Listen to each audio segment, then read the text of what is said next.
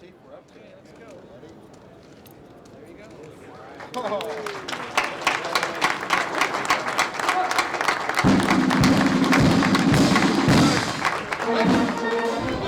Welcome to Canada, and welcome to Toronto. On behalf of the Prime Minister and the Government of Canada, I'm honored to express warmest wishes and to have you here in my hometown. Let me also congratulate Biotech Canada and the Bio Organization for the wonderful job they've done in organizing an outstanding week. I hope you enjoy every day of it. Ladies and gentlemen, my name is Val Giddings. I'm the Vice President for Food and Agriculture. And as someone who is a passionate environmentalist, it gives me pleasure that words are not adequate to describe to have the honor of introducing our next speaker. Patrick Moore, one of the founders of the organization Greenpeace, which I too once upon a time supported back when they were actually in favor of pro-environmental positions. There's absolutely no real serious environmental negative impact that has occurred to date from the introduction of 50 million hectares or 120 million acres of farmland which are now planted in GM crops. This isn't a fantasy for the future. It's actually happening in countries around the world right now, and there are no negative environmental effects noted. I have a feeling my old teacher, David Suzuki, over in a park somewhere nearby, is preaching against globalization right now.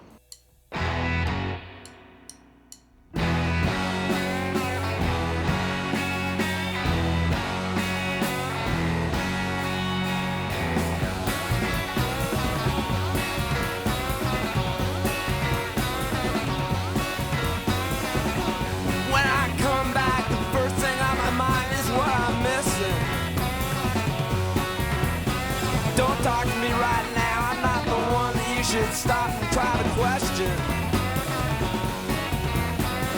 Next time you make up your mind, you're gonna have an educated answer. If you think that I'm so wholesome, then why do I feel like I went so wrong? You already used your good hands, so whatever you got left will soon be gone. Biotechnologists take a chunk of DNA out of one organism, introduce it into a totally different biological context, and think that they know what they're doing. You know what Europeans, who take food much more seriously than we do in North America, you know what they say about GMOs?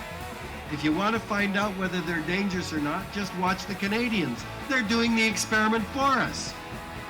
We have been involved in a massive experiment for over 5 years now. GMOs are in the food stream, and we've never given our consent. The anti-GM or anti-biotech movement is the most classic form to express all of these characteristics of environmental extremism today. So when a Patrick Moore, an apologist for the biotech companies, Yes, there's no use in being sorry.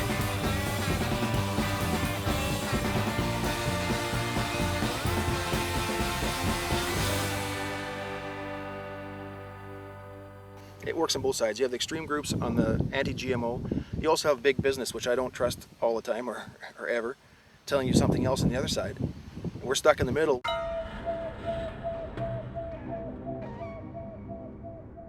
Around the world, Canada or Ethiopia, it's the same. Farmers have been kept out of the loop in terms of the development of new technologies.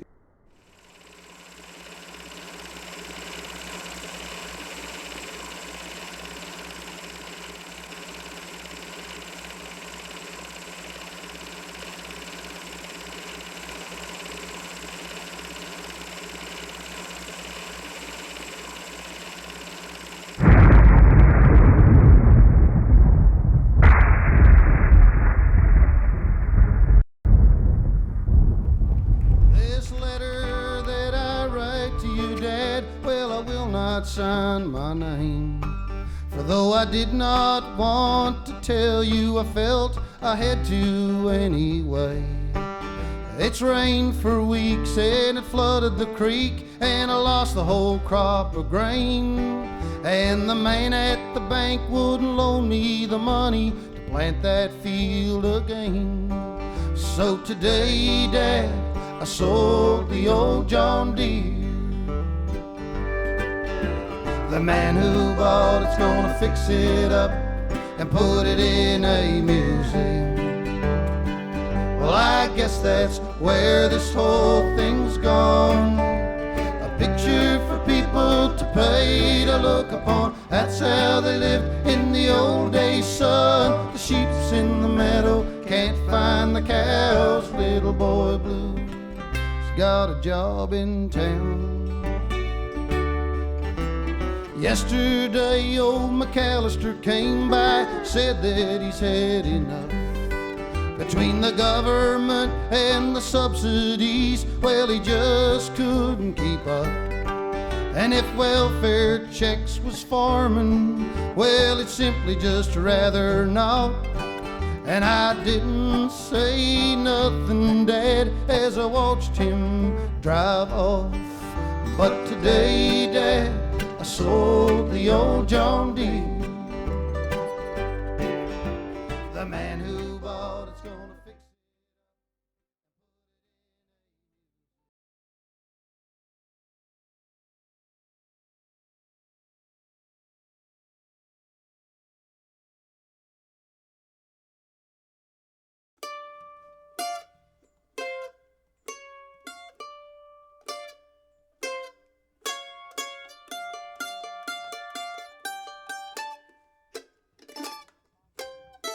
Farming used to be a very good lifestyle. Hopefully someday it will become a really good lifestyle again. That is going to hinge on a lot of different things, but being able to get paid for what we produce is the big thing, and I'm not so sure that's ever going to happen.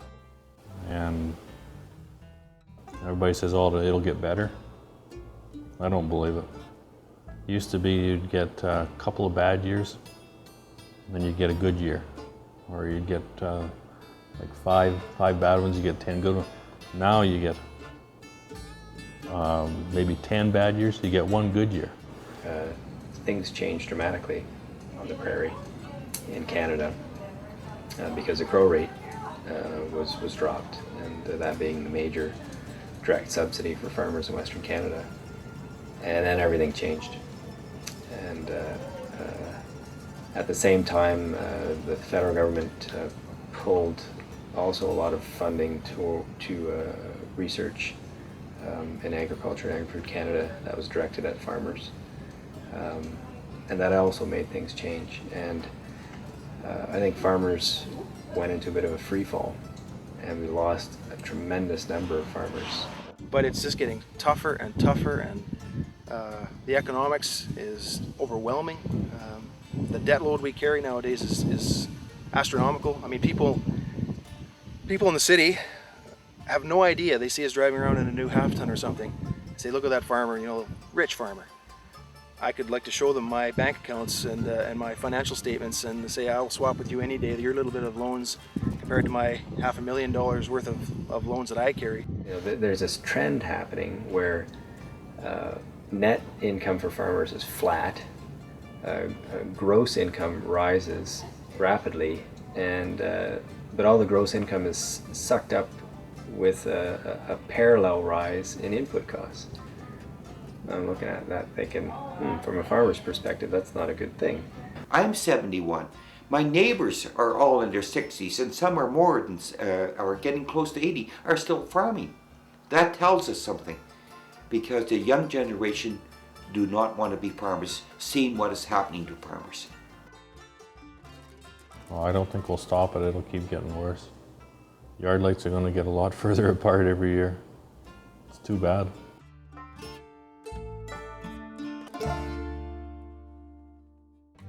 Now you know I understand you're with me only in past. I was born in this area and lived my first 7 years here, and then we lived 3 years out in the Okanagan Valley. And then my dad came home to take over the home farm. And I have lived here ever since. I married here and farmed here with my husband for a number of years. And ran the post office from 1970 until I retired in '99. And in the meantime, we took over the store in '81 and ran it till '95. And because of the declining population and the money-wise, I had to close the store because it was not paying for itself anymore. It was either that or go broke. Declared it bankruptcy, and I didn't really want to do all that, so I just closed it down. How many people are living in Isabella right now? Right now, we have 3 people living in Isabella right now. And what would the population have been kind of at its At the top, at the peak, I would say somewhere in the 75 to 80 range we'd have been here. And that's not counting the farm people, of course. It was just people that lived in town. During the 30s, it was bad. And now I think we're sort of at another 30s, only we're in the low hundreds, and it's a different kind of decline. I don't know how you turn it around, though. Don't ask me that.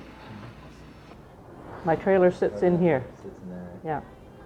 And that's the Vivra house, and the Heisey house is sitting in there. All the rest is gone. This is our hall, and our rink is still there. Store is still here. It's all gone. Elevators are still here. And on the next one, that's museum, and then all the rest of that is gone except that house. And that house is still there, and all the rest is gone.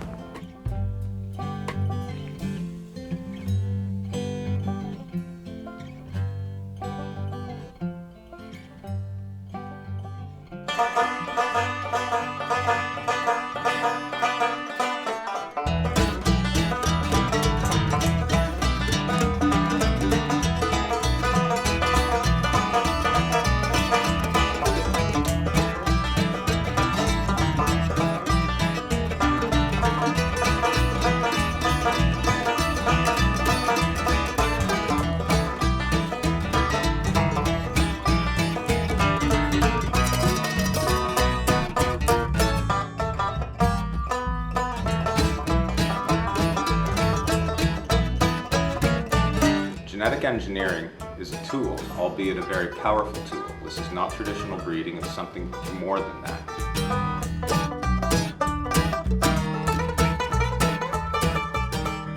In terms of herbicide-tolerant crops in Canada, we have a number of different herbicide-tolerant crops, and some of those are produced through genetic engineering or genetic modification, and others are produced through other means such as mutagenesis.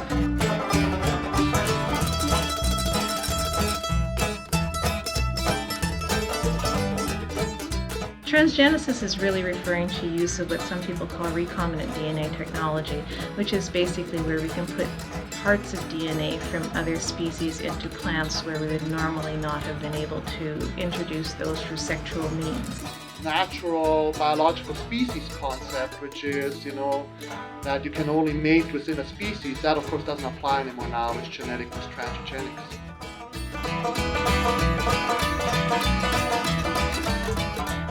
Mutagenesis is a process in which we are making small changes in the genetic code, either through naturally occurring mutation or through treating materials with mutagenic agents that actually increase the frequency of those mutations in plants.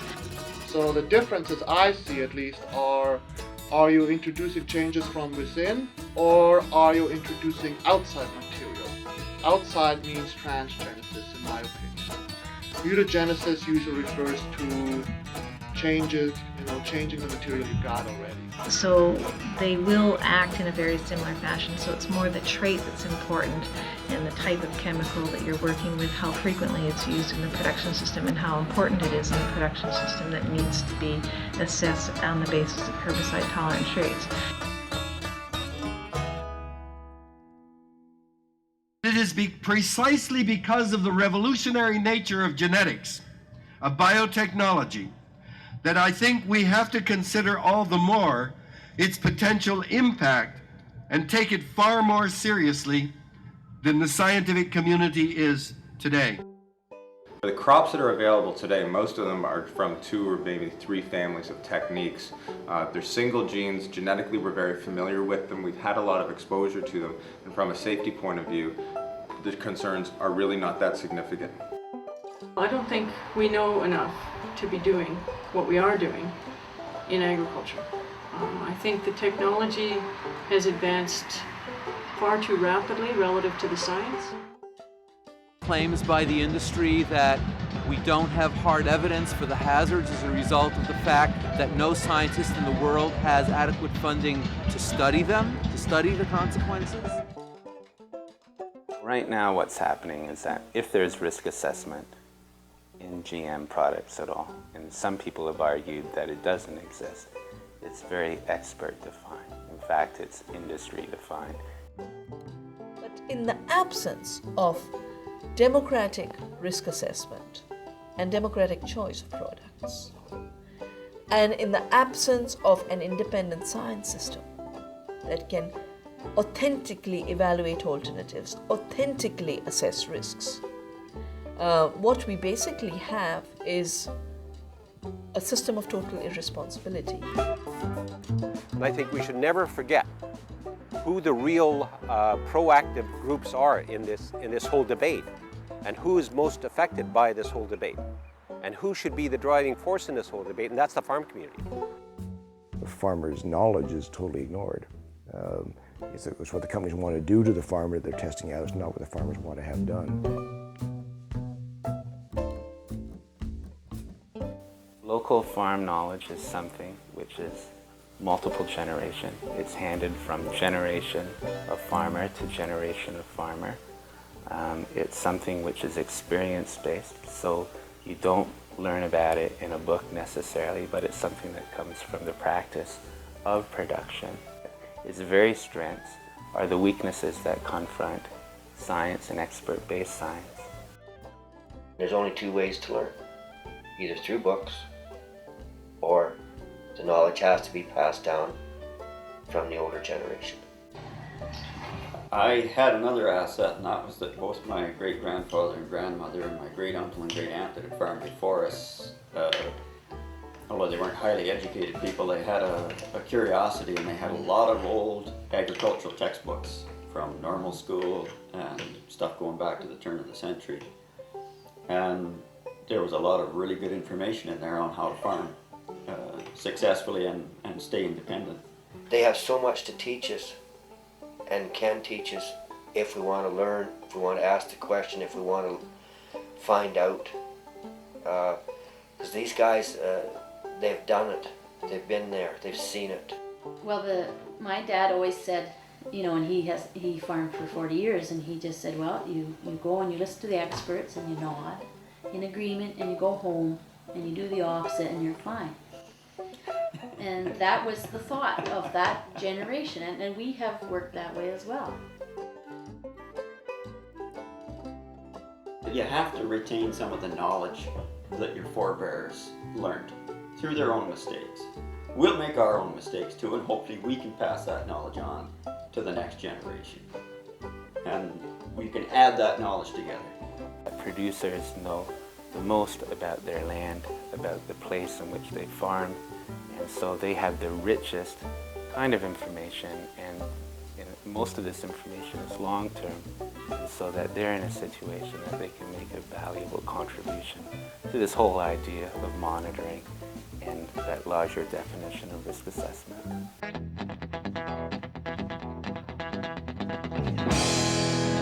I remember when Balder Stephenson first started the idea of developing a new oil product, a new edible oil. And what he was attempting to do was alter the genetic makeup of the rapeseed plant to get rid of the erucic acids that had been an impediment to using rapeseed oil as a cooking oil. And he said, I think I can do that if I change these genetic makeup of the plant. In other words, if I get rid of some of the genes and add some genes. And he did that by breeding, by cross-pollination and breeding, and it took him years and years and years. The estimates in terms of what went into the ground was just less than 10 million acres. Canola peaked in the mid-90s at about 14 million acres, and in the past 2 to 3 years has been around anywhere from 10 to 12 million acres. So it's obviously a pretty important crop across Western Canada. And the technology was introduced commercially in 1996, and at that point growers had access to a transgenic canola, the Liberty Link system, and the Roundup Ready. There is one other herbicide-tolerant canola that's not considered transgenic, and that's the Clearfield system, but it's herbicide-tolerant as well. So there are 3 herbicide-tolerant systems. And growers have rapidly adopted the herbicide-tolerant systems, including the transgenics, so that last year it was estimated that over 80% of the canola grown was one of those herbicide-tolerant systems. And in terms of the Roundup Ready, it would have been around 40 to 45%, and the Liberty Links would have been around 15%. So transgenics made up about around 60% of the acreage last year. This is an example of the Liberty and the Liberty Link system that is provided with the hybrid canola Liberty Link. It's a non-selective herbicide that will kill everything except the canola. The canola has a gene modified in it that makes it resistant to the herbicide. As you can see here, there's the remnants of a cereal, a volunteer cereals, wild oats or volunteer wheat. A volunteer is a crop growing in another crop, and they're just as competitive as any weed, and they have to be controlled. One pass removed it. As you can see, it's pretty much dead, and the canola is still quite healthy beside it. Before, to get this kind of a product, we'd have to oftentimes spray it 2 or 3 times to get this kind of a clean result.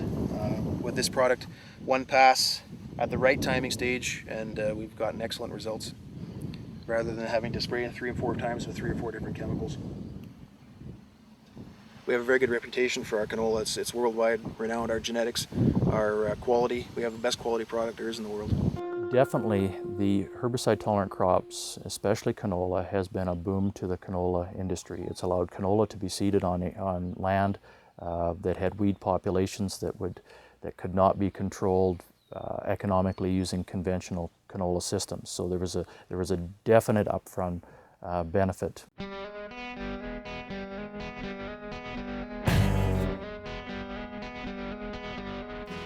I still think us as producers, for the most part, have benefited fairly well from GM canola over the past number of years. Growers reported an improved net return of $5.80 per acre. So that's what they were seeing in terms of an improved. That's an average across all of them. You get a much more even growth in the crop because of the effect of the herbicide.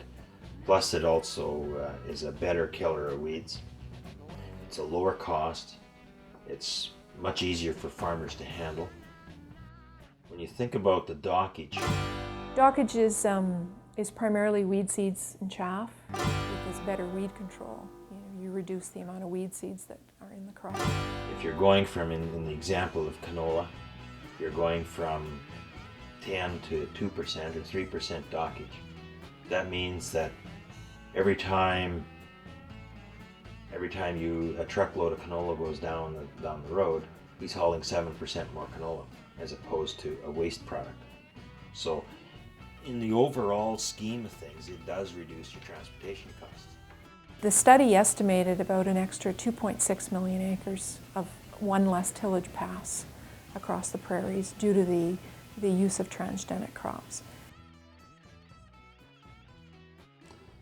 And with a zero-till system, you use glyphosate at seeding time to control your weeds instead of tillage. Growers moving towards minimum tillage or direct seeding systems see that as an environmental benefit in terms of less soil erosion and less susceptibility to soil erosion. When you take a look at that and equate it to fuel usage on farm with less summer fallow and less tillage, it works out to about 30 million liters less fuel used, and that was for the 2000 year. They told us that they're choosing transgenic canola primarily for weed control benefits. Canola traditionally has been a crop where it's been more difficult to control, especially broadleaf weeds in canola.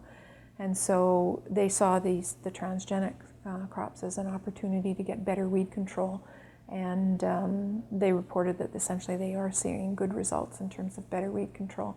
Interestingly, they also said that they were growing it because they saw yield benefits, profitability, improved returns. Why I grow it is because it's economically viable, and I've yet to have anybody give me adequate research or reason to tell me that I shouldn't grow it.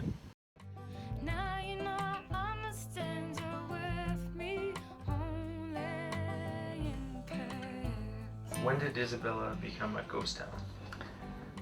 Well, it depends what you classify as a ghost town. It was declared a ghost town in a book of ghost towns in Manitoba before I took over the store. Mr. Coxworth had it then, and there was these people were around writing on, I guess they were making up a book of ghost towns, and they decided that Isabella and Decker and McConnell and Lavinia were all ghost towns, which are all along this railway line. And so we were declared a ghost town. And but you're still here? I'm still here. I'm either a ghost or I'm in a ghost town. I'm not sure which.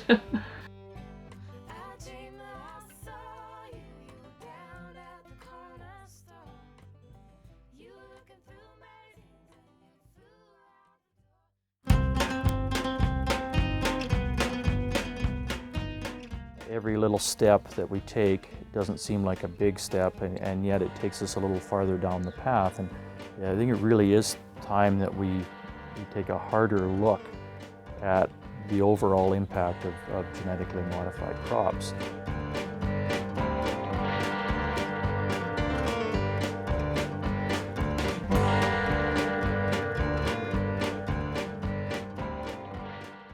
I think the major concern people have with genetically modified crops really is, once we insert a gene into a plant, what is the chance of that gene escaping, so to speak?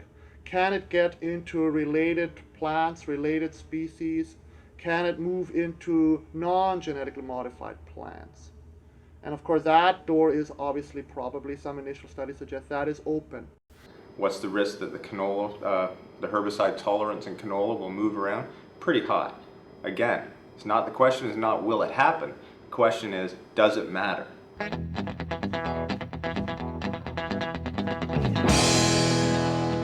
Canola, it cross-pollinates so much, and sometimes a farmer wants to cut some corners and they'll clean their own canola, and you don't know if it's cross-pollinated with your neighbor's Roundup Ready canola. Like it just gets out of control. You don't know really what's going to happen out there in the following year. What's happening in this area now, the companies that contract to produce canola seed are backing off this area, and in many cases not contracting seed production in Manitoba because they know what the levels of volunteer off-types are and how we can't control them under a zero-till system. So I was a member of a seed company, and we had a few things happen that we had to destroy lots. One of the genes was in our canola that wasn't supposed to be in there. It cost the company a lot of money. It happens a lot more than what you hear.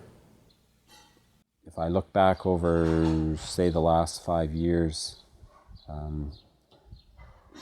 seed canola was a big crop to me.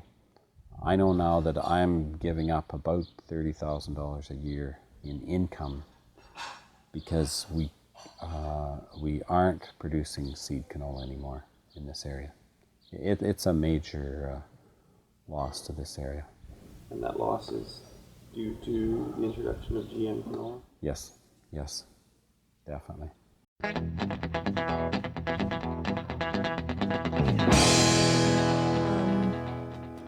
We did ask them whether or not they found volunteer control more of a problem or less of a problem, and it came out that some of them found it to be more of a management problem, but they were managing it. So we'd like to go back and get a better handle on the volunteer issue because it's becoming more and more of an issue out there. Initially, it was just viewed as a nuisance factor in that you had to mix in some other inexpensive broadleaf herbicide in with the burn-off treatment of glyphosate to control these volunteers. However, we're starting to see that these volunteers are showing up in fields that have never been planted to these crops. Farmers that have never seeded genetically modified crops, they're finding volunteers on their farm. And the volunteer picture is much broader than what we would have expected to see. With Roundup, spring burn-off, and fall desiccation, the farmers were able to 100% control all weeds growing in their fields with Roundup. And then Monsanto develops a canola that you can spray with Roundup and it won't kill the canola. So if you have any volunteers on canola, Roundup ready canola in your field, and you're doing spring burn-off, if you don't add 2,4-D or some other chemical, you can't kill this Roundup, volunteer Roundup ready canola, because the Roundup won't kill it. It's the gene is in the canola that it won't die. Now this does present a problem for me. If I plant a genetically modified canola this year and then go with a cereal crop next year, I can control it very adequately, even if I have to add in some broadleaf product to control it, burn off prior to seeding the crop, no problem. But the following year, if I have to add in a product like 2,4-D to control the volunteers prior to seeding, all of a sudden that has a residual effect and affects my next broadleaf crop emerging.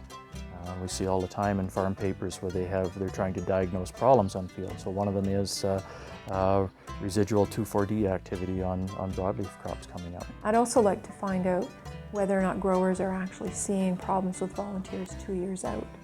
We know that technically, yes, it could happen, but reports that we're hearing from the field are that growers are managing things fairly well out there and that there haven't been a lot of issues. So I don't think enough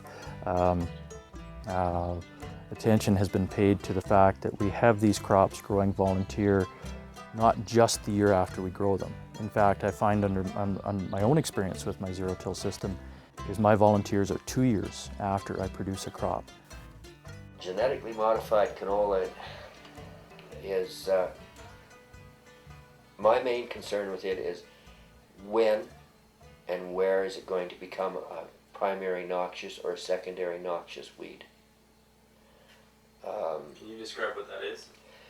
It's a weed that you can't control without very large doses of chemical, and maybe some chemicals won't even kill it. Ultimately, you may find that you may reduce herbicide use or in that particular crop, but you may actually add to the herbicide load outside of the crop because you have to add additional herbicide to control those volunteers. And from an environmental concern and total chemical load or pesticide load, that's not a desirable factor. There's so many things like wind with canola.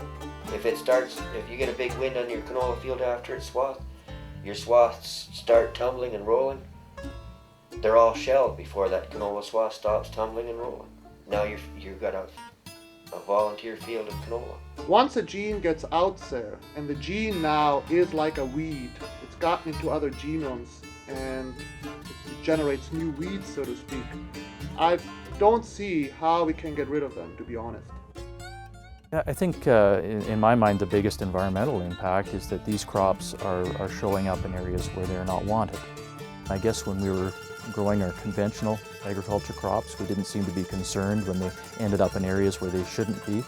But now when we're starting to talk about genetically modified crops, if they show up in areas where we're not wanting them, it becomes a different issue.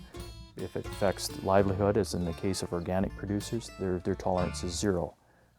So that's very much of a concern for them.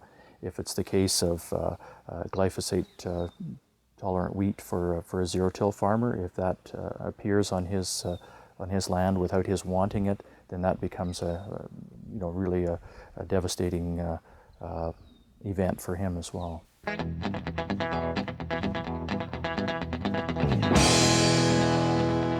The fact that there would be volunteers and the fact that there would be gene stacking was known.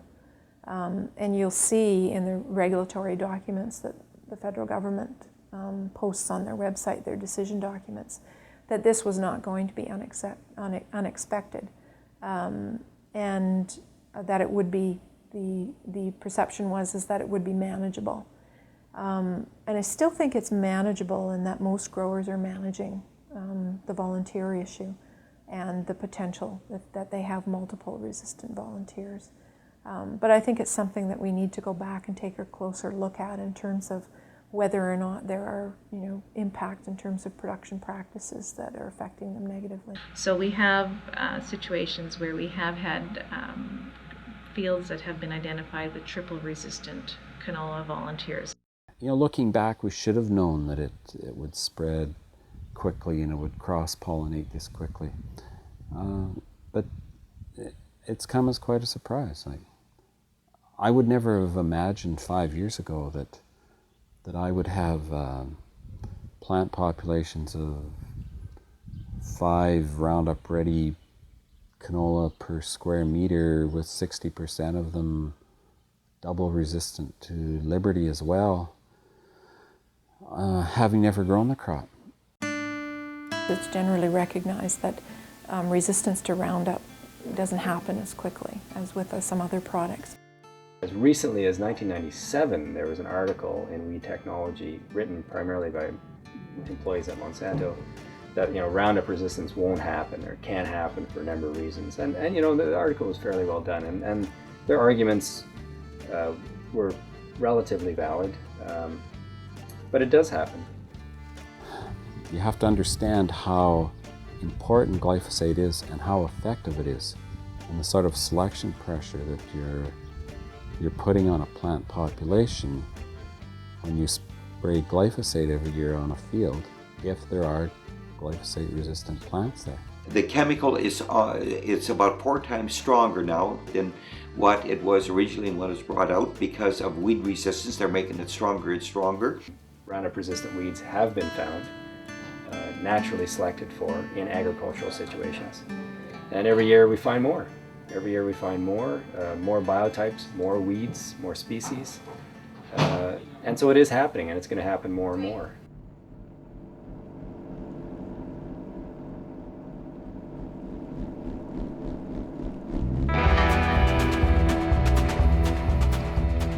Actually, agronomy-wise, it's getting more and more complicated all the time because of the new technologies, the new genetics, the new introduction. Every year, there's new introductions of species, varieties of pretty much every crop. It's hard to keep track of it. We had a problem with Clearfield canola. We realized after applying Odyssey to it.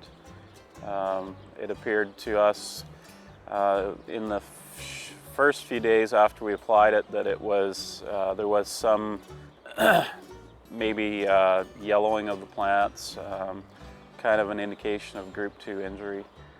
In the one field that was particularly affected, there was probably 90% of the plants were stunted and looked almost to the point that they might die.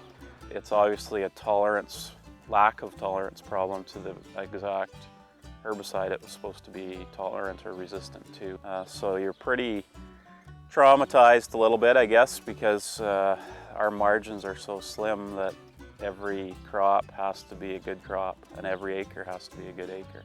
They're trying to push them through so fast to beat your competitor, or that some of this maybe the research isn't taken far enough, or an extra year of trials might have picked up something like this. So in the past, we've more or less embraced new technology, no matter what it is.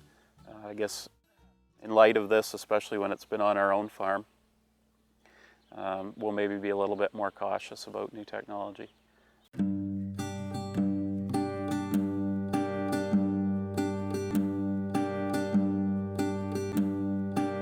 Well, unfortunately, under the present system, industry doesn't have to take any responsibility for the problems they're causing.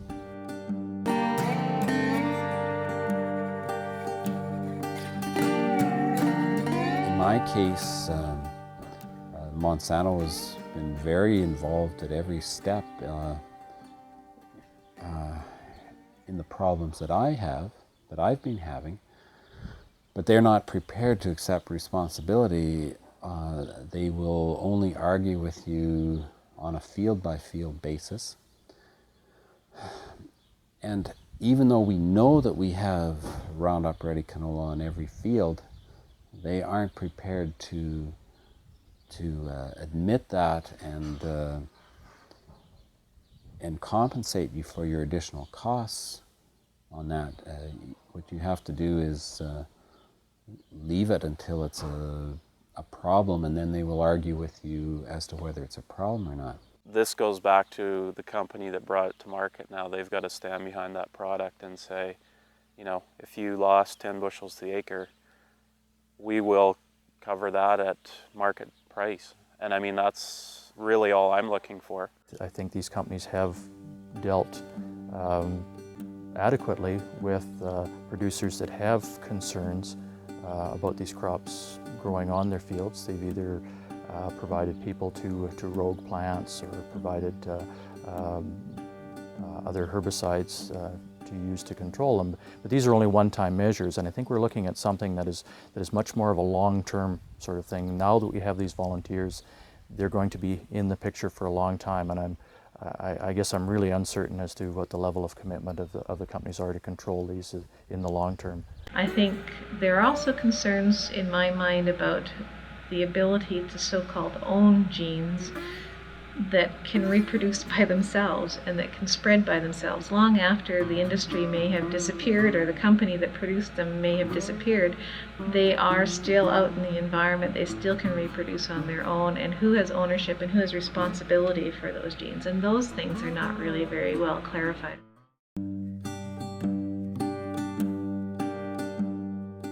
Terminator technology was established, or at least developed, by the U.S. Department of Agriculture together with a small cottonseed company in the United States called Delta and Pineland. It's hard for me to get my mind around the Terminator gene issue.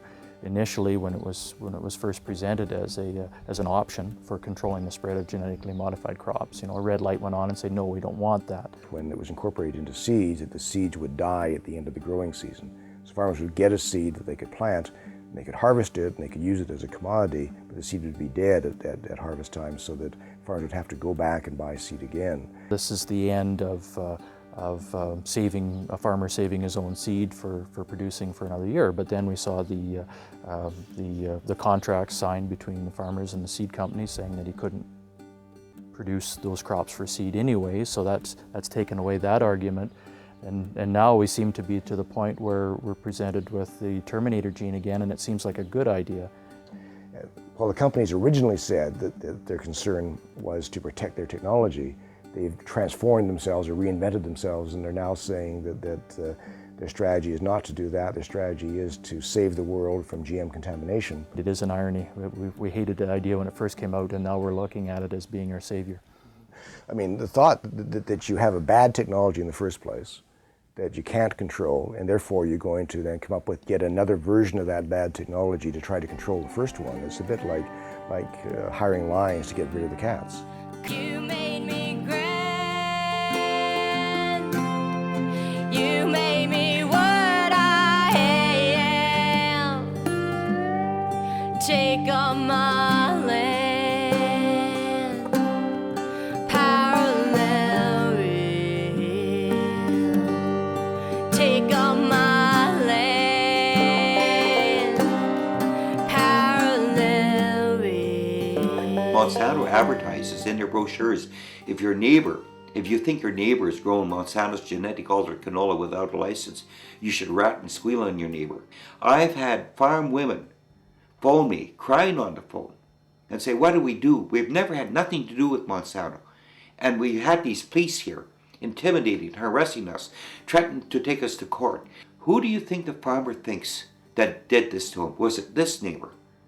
Or was it that neighbor down the road? Or was it this neighbor over here?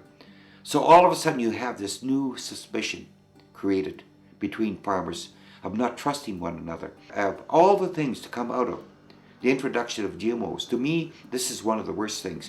The destroying of our world social fabric, our people working together. Industry is responsible to their shareholders. They're not responsible to agriculture or farmers or the environment or anything like that. And their goal is to get their products commercialized as quickly as possible and get the maximum profit. So I think, I can accept that. That's the way it is. But I just don't believe they should have the right to introduce products that affect people like me as a zero-tiller or an organic farmer negatively without being responsible for it.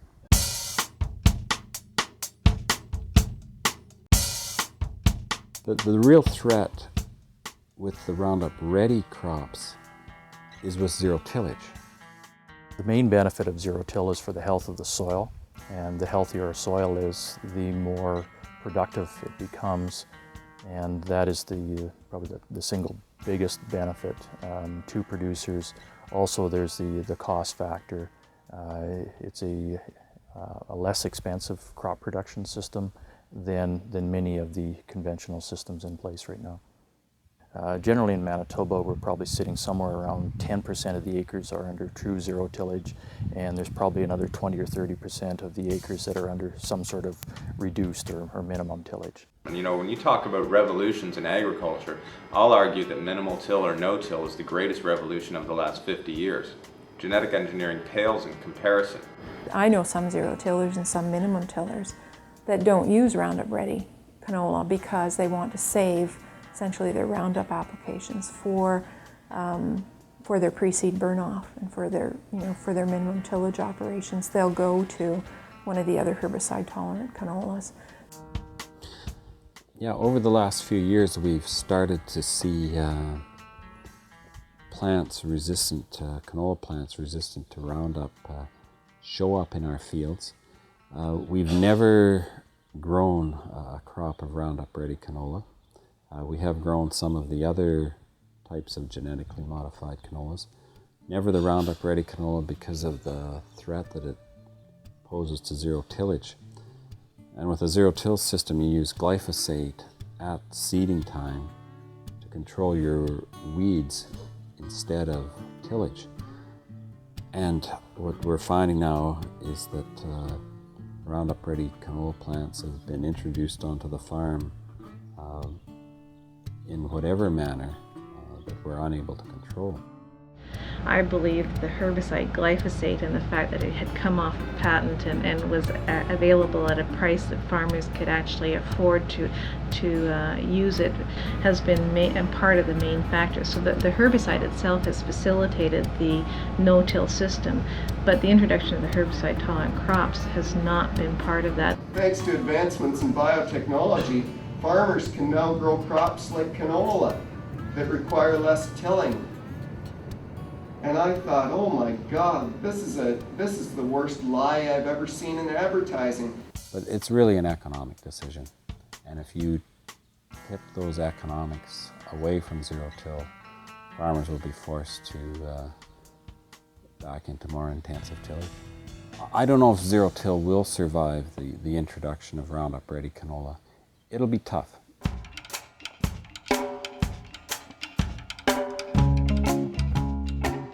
It's taking something away from us. It's taking choice away from us. The reason we farm like we farm is because we're self-sustaining. We're independent. There's very little outside forces that determine what happens on our farm because of the way we farm. Whenever there's a crop that's genetically engineered that's the same type of crop as something that is part of the organic crop rotations, then there's a threat of contamination, and really we can't risk that. The release of the GMO canola has already basically wiped out organic canola producers in Manitoba. Realistically, you can't have canola as part of your organic crop rotation right now. I know 4 years ago there was something like 75 or 80 organic canola growers in the province, and last year there was one. this is a last resort to have to sue, and would have been better if there was a precautionary approach taken to introducing these crops, and that the concerns that the organic farmers have could have been dealt with at the front end with canola, instead of us having to fight it after the fact. The organic farmers of Saskatchewan have launched a class action lawsuit against Monsanto and Aventis. The lawsuit has two purposes. One is to get compensation for certified organic farmers who have lost the opportunity to grow certified organic canola in Saskatchewan. And also, the second purpose is to get an injunction to stop the commercial introduction of genetically modified wheat. Outlaws, pirates, deviants, and scoundrels, mishaps, bad luck, wishbones, got me here. My case, the lawsuit with Monsanto, occurred in August of 1998 when Monsanto, without any prior warning to me, launched a lawsuit against me and said that I was growing Monsanto's Roundup Ready canola without a license. I think what is happening to Percy Schmeiser is symptomatic of what is happening to all farmers. He is the target right now. He is the only one who has actually stood up and refused to settle. When the judge from the first court ruled, he ruled against me, what really alarmed not only me, but property owners, farmers, through not only in Canada or the United States, but throughout the world.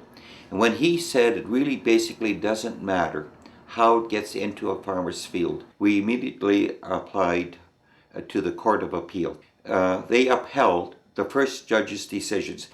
There are thousands of farmers already in the wings. Monsanto openly states they already have thousands of lawsuits pending, depending upon the results of the Percy Schmeiser case. Even if a farmer doesn't know he has it on his property or has some seed in his soil, he violates Monsanto's patent. The infringement is involuntary. There's nothing you can do to stop it. There's not a thing Percy Schmeiser could have done to prevent either pollen or seed from going onto his farm, and this is true of any farmer in Western Canada.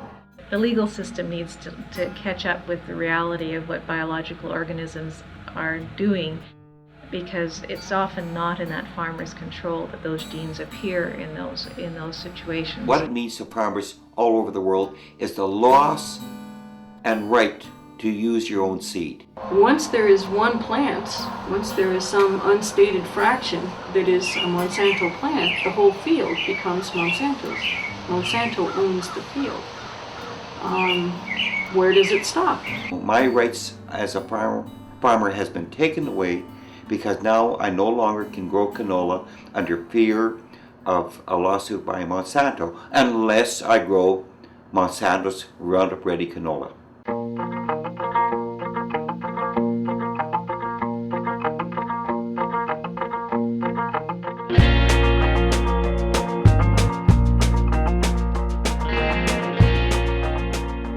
There's been a de facto moratorium on any new approvals of genetically engineered varieties in Europe since 1998.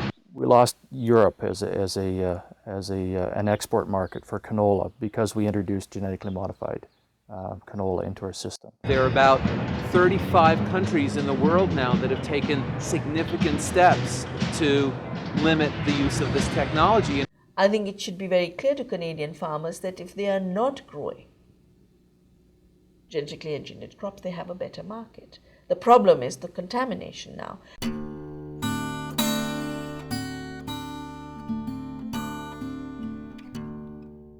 All of this is escalating, and we really need a period of time to take a serious look at what the long-term effects are going to be. My family's farmed here for over 100 years, and I would like to see this farm continue for another 100 years.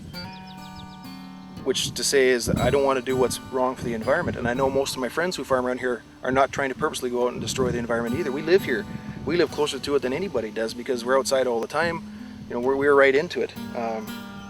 We hear some of these horror stories about what the long-term effects may be. We're very much concerned. This is pretty exciting technology that we can do this, but we need to know what long-term effect we're going to have. So the things that we're doing now are going to be affecting the future generations, and that is of a very big concern to me. The GMO is just thinking of today. There's no thought of what it will do to future generations and how people will be able to farm in future generations. You know, will anybody have control over what they're going to sow 50 years from now?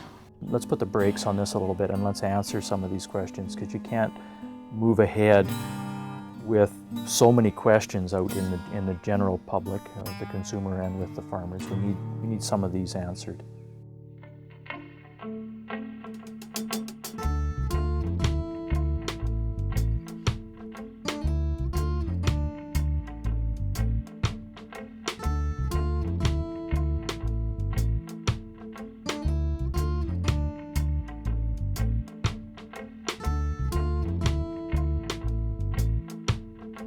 GM wheat, I do not want to grow it. I won't grow it. On my farm, I will not grow it. Period. I don't want to see my neighbors grow it, but I'm not going to try and force my views on my neighbors. I really wish that they had never ever done it. In order for a variety to be registered, and there has to be 3 years of data on agronomics, disease resistance, and quality, and Monsanto has already submitted 1 year of data from their private trials. So it is possible that all of those things, the safety approval and variety registration, could happen in early spring of 2004. Well, I'm scared of it. I'm scared that it's going to turn into a bad weed. Like, we've got a problem with Roundup Ready volunteer canola now. What kind of a problem are we going to have with volunteer Roundup Ready wheat? People that talk about wheat say, well, wheat is self-pollinating, gene flow is at a minimum, but gene flow still exists in wheat and it's still measurable in wheat. We can expect to see a buildup of that herbicide tolerance rate in our volunteer populations, a frequency of 1 in a million. When we apply a herbicide that's very effective, within 4 to 6 generations, we can have a population that's over 50% resistant, which ultimately will affect our ability to control those volunteers and ultimately to segregate that crop. With canola, we have a big experiment going on. And if we're wise, although that's not assured at all, but if we're wise, we'll take what we've learned from this big experiment with pending registration of Roundup Ready wheat and say, well, what will we do with Roundup Ready wheat? Or what won't we do with Roundup Ready wheat with respect to what we learned about canola? If you introduce a system of wheat that's resistant to glyphosate, and we enter into a whole new picture. All of a sudden we don't have a herbicide that's currently registered and inexpensive to control this as a volunteer. A Roundup Ready wheat will be much more difficult and more expensive to control than being a grassy weed as compared to a broadleaf like the canola is. If you you take away some of the cost-effective herbicides for controlling weeds prior to the crop emerging, you put pressure on the system, an economical pressure, and if that economical pressure becomes high enough, zero tillage is no longer a viable operation. The spring burn-off may go from $4.50 an acre to $15 an acre. And at that point, farmers might say, you know what, I can till in the spring for $5 or $6 an acre.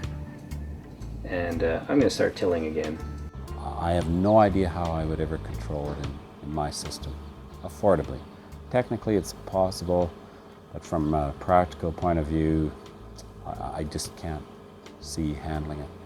Then we're going to go backwards in terms of all that we've accomplished with respect to moisture conservation, soil organic matter conservation. As far as the release of GMO wheat, I think that that's just going to devastate organic farmers all across Canada. On our farm, we grow wheat almost every year. We use it for our own personal use. We use it with the animals and the chickens. So it would be a huge hole left in our whole operation. I don't know how we'd get along without it, really. And what happens when we save our own wheat seed year after year and it becomes contaminated? At what point does someone step in and say, you can't save this seed anymore because it has our genetic material in it? No, I don't want Roundup Ready wheat. The consumers don't want Roundup Ready wheat.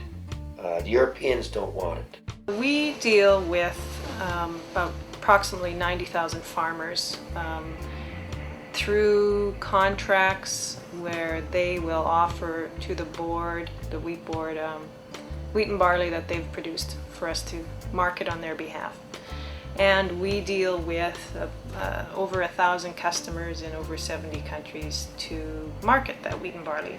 If you take that list of customers and who's indicated to us that they wouldn't buy it now, they won't buy it in the future, or who has a government that isn't allowing the import of GM wheat, if you took that list, it adds up to about 80% of our markets. So 80% of our Red Spring wheat markets, volume-wise, wouldn't accept GM wheat at this point.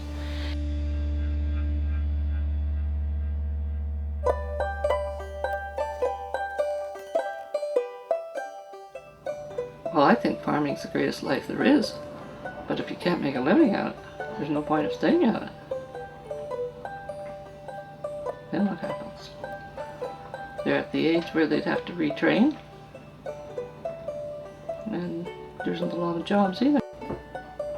Even the men that have been at it for years and are ready to retire can't retire because their sons can't afford to buy the land. I've got 2 sons that are trying to farm and I'm not sure they're going to make it.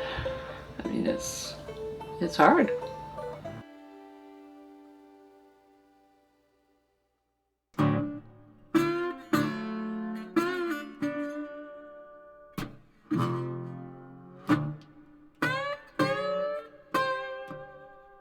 A quarter century ago, there were more than 7,000 different sources of seed in the world, most of them private companies, but a lot of them were government agencies as well, where farmers could go to get seed, besides from their own fields themselves, of course.